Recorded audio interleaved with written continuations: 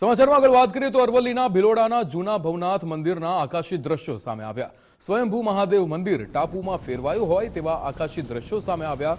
હરણાવ જળાશયમાં જળસ્તર વધતા ચારે બાજુ પાણી ફેલાયું હતું। ડ્રોનના આકાશી દ્રશ્યોથી મનમોહક દ્રશ્યો સર્જાયા। મહાદેવ નગરી કે જ્યાં જળાભિષેક થવો હોય તેવા જેવો માહોલ સર્જાયો છે।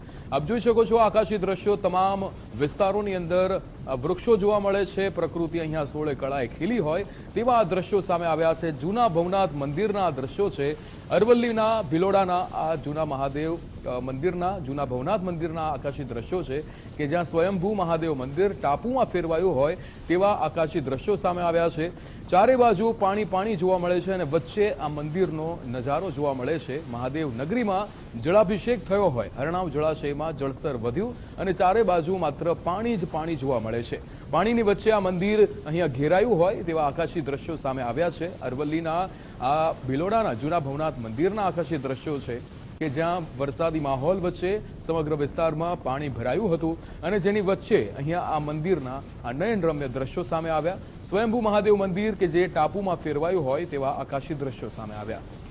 ડ્રોનના આ આકાશી દ્રશ્યોથી અહીંયા નયનરમ્ય નજારો જે કેપ્ચર થયો છે। આપણી સાથે વિપુલ રાણા જોડાઈ ગયા છે। વિપુલ, જે રીતે અરવલ્લીનું આ મંદિર જૂના ભવનાથ મંદિર આકાશી દ્રશ્યો અને આજુબાજુ બધી જ બાજુ પાણી જોવા મળે છે, વચ્ચે મંદિરનો નજારો, શું વિગતો?